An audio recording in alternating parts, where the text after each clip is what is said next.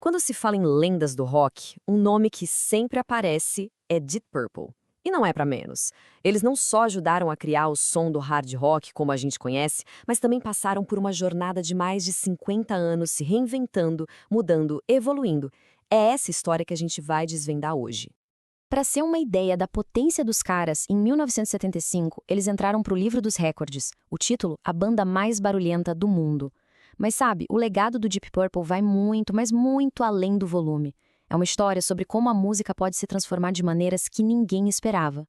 E aí fica a grande questão, né? Como é que uma banda consegue se manter relevante, criativa, por meio século, passando por tantas mudanças de som e principalmente de integrantes? É uma verdadeira saga, e é essa jornada que a gente vai acompanhar agora. E a chave para entender essa história toda está justamente nas várias formações da banda. Os fãs até criaram um apelido para cada uma delas, os Marks. E cada mark desses é, na prática, um capítulo musical completamente diferente. Olha só essa linha do tempo. É uma jornada e tanto, começando lá em 1968. Cada vez que um músico importante entrava ou saía, nascia uma nova fase, uma nova identidade sonora. A gente vai do rock psicodélico do início até os dias de hoje, numa evolução constante. Então, para ficar bem claro, quando a gente falar em Mark, não estamos falando só de uma lista de nomes. Pensa assim, Mark 1, Mark 2, Mark 3, cada um é um capítulo novo na história, com som próprio, uma cara própria, moldado pelos músicos que estavam ali naquele momento. E tudo começa aqui, com a Mark 1. Para a gente entender onde o Deep Purple chegou, a gente precisa ver de onde eles saíram. Uma banda jovem, buscando seu som, no meio daquela explosão criativa do final dos anos 60. Essa era a galera original. A guitarra do Ritchie Blackmore já mostrava que veio, mas o som era totalmente dominado pelo órgão Hammond do John Lord, que trazia uma bagagem de música clássica muito forte. Junto com o vocal mais suave do Rod Evans, era quase uma conversa entre o rock e a música barroca. E os 3 primeiros álbuns refletem bem isso. Era uma mistura de rock psicodélico com progressivo. Eles até fizeram sucesso com alguns covers, tipo o Rush, mas a banda, bom, principalmente o Blackmore, o Lord e o baterista Ian Pace, sentiam que faltava algo. Eles queriam um som mais pesado, mais autoral. E essa nova direção não só chegou, como veio chutando a porta. Foi uma explosão que deu origem à formação mais famosa, mais icônica, que definiria o som da banda para sempre. A lendária Mark II. A mudança foi sísmica. Foi uma transformação radical.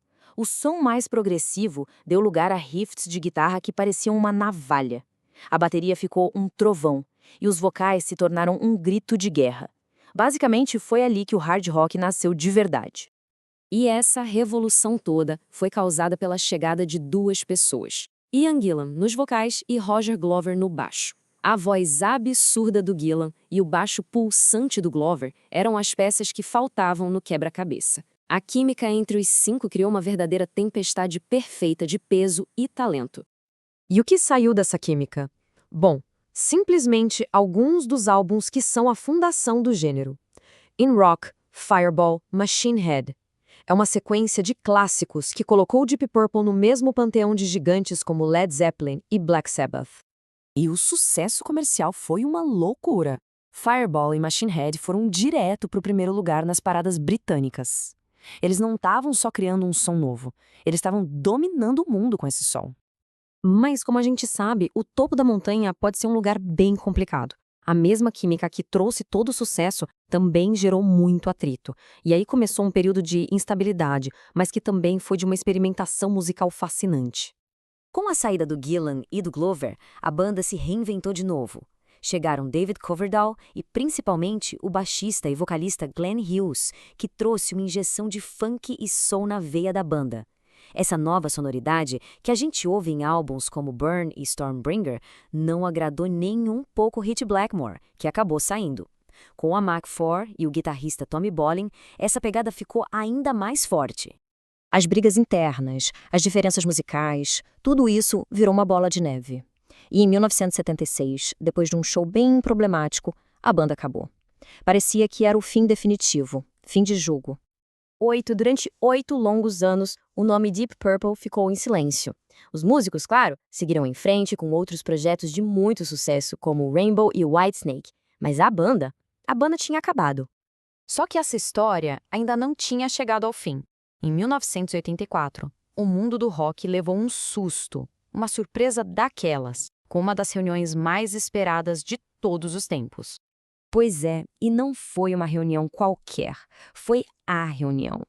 Blackmore, Gillan, Glover, Lord e Pace, a formação clássica, estavam juntos de novo. E o retorno não foi só nostalgia, não. Eles voltaram com uma energia renovada, prontos para criar som novo. O álbum Perfect Strangers foi um sucesso absurdo, provando para todo mundo que a magia ainda estava ali, intacta. Eles saíram em turnês gigantescas pelo mundo e ainda lançaram The House of Blue Light, consolidando um retorno triunfal. Mas a novela com Blackmore ainda não tinha terminado. A saída definitiva dele em 93 poderia ter sido o fim, mas só provou mais uma vez a capacidade da banda de se reerguer. Uma nova linhagem de guitarristas assumiu o posto, com destaque para o Steve Morse, que ficou quase 3 décadas e definiu a era moderna do Deep Purple. A técnica e o estilo dele deram uma vida nova para a banda, que segue evoluindo hoje com Simon McBride. E no meio desse entra e sai de músicos geniais, uma figura esteve lá o tempo todo, firme e forte. Ian Pace. Ele é o único membro que tocou em todos os álbuns, em todas as formações. Ele é a espinha dorsal, o coração pulsante que nunca parou de bater. E no final, depois de toda essa jornada, fica uma reflexão. Qual versão do Deep Purple realmente definiu o rock? Foi a energia bruta e inovadora da Mark II? Foi a fusão de estilos da Mark III? Ou foi a técnica e a longevidade da era moderna? A beleza do Deep Purple é que talvez a resposta seja diferente para cada pessoa, e isso só mostra o quão incrível e complexa foi a evolução dessa lenda.